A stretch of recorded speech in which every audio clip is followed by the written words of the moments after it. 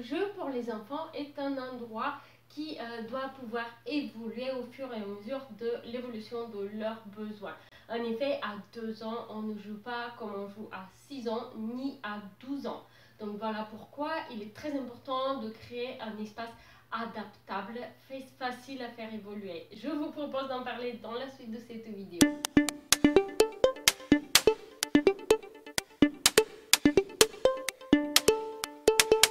Bonjour, comment allez-vous? Alors cette vidéo sera axée sur l'aménagement de la salle de jeu. On va parler du choix des revêtements de sol des murs, choix des couleurs, choix du mobilier, comment organiser la salle de jeu en termes de plan et comment s'assurer que celle-ci est évolutive et adaptable. Je vous rappelle aussi que dans la description de la vidéo, vous allez trouver un lien vers l'article du blog associé où vous allez pouvoir trouver une série de sélections de produits, notamment pour créer un aménagement de salle de jeu adaptable. Donc avant toute chose, la salle de jeu devrait être facile à entretenir, facile à nettoyer pour créer un environnement sain pour vos enfants.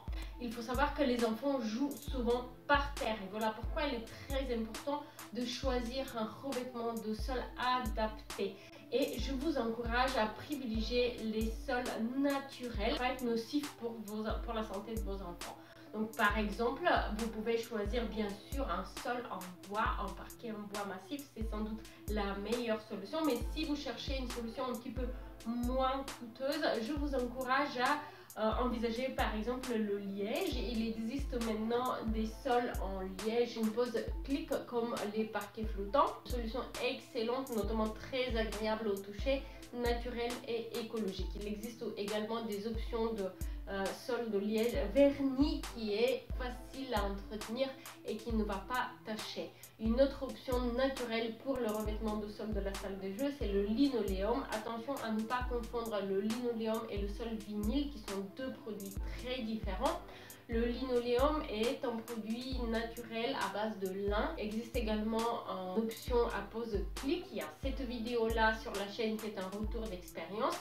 Un revêtement de sol également très agréable à toucher. Vos enfants vont adorer jouer au sol. Alors la question se pose souvent, est-ce qu'il faut poser un tapis ou pas? Certaines personnes considèrent que la moquette est un revêtement de sol agréable, notamment pour la salle de jeu. Personnellement, je trouve que la moquette sera très vite tachée et également il est très difficile de la maintenir propre. Voilà pourquoi au lieu de poser une moquette au sol, je privilégie ces revêtements listés précédemment qui sont plus faciles à entretenir, quitte à apporter aussi un tapis à un endroit particulier, typiquement l'endroit où on va jouer avec des blocs de construction par exemple, où on va placer la maison de poupée. Les revêtements de murs sont également un aspect très important. Alors pour le choix des couleurs, je vous encourage à choisir plutôt des couleurs qui peuvent être vives et agréables, mais à éviter par exemple le rose bonbon que les petites filles adorent par une période mais après vont détester quelques années plus tard.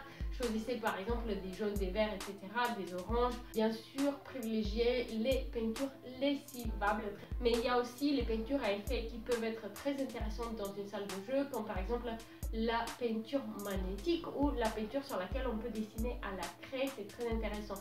Et n'hésitez pas aussi à apporter des cadres d'affichage qui vont être super pour que les enfants puissent afficher leurs peintures, leurs dessins, etc. Le mobilier est un aspect très important pour l'aménagement de salle de jeu. Et je vous invite à envisager par exemple une table avec des chaises adaptées à la taille de vos enfants, mais aussi des meubles de rangement adaptés, notamment les enfants en jeune âge. Ils ont du mal souvent à garder l'espace rangé, ils ont du mal à trier leurs affaires et il faut leur apprendre comment ranger.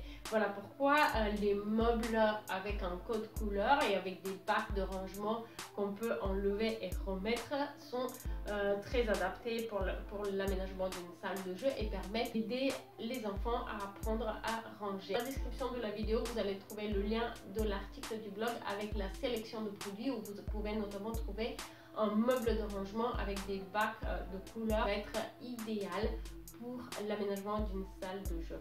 Il faut noter aussi que la salle de jeu a parfois des éléments qui sont assez volumineux, que ce soit les jeunes enfants qui peuvent avoir une très grande maison de poupée ou une cabane, ou alors les géants blocs de Lego. Ou pour les plus grands, ça peut être un baby foot ou un autre jeu de ce type-là. Il faut prévoir leur emplacement dans le plan d'organisation de la salle de jeu, puisqu'il faut pouvoir circuler autour et il faut laisser aussi de la place libre dans la salle de jeu pour pouvoir l'utiliser facilement. Vous allez dans l'article du blog, vous allez aussi trouver une référence ouvrage, un livre très intéressant créé par une psychologue sur l'aménagement des espaces de jeu, favoriser un développement de l'enfant à travers l'aménagement de l'espace de jeu.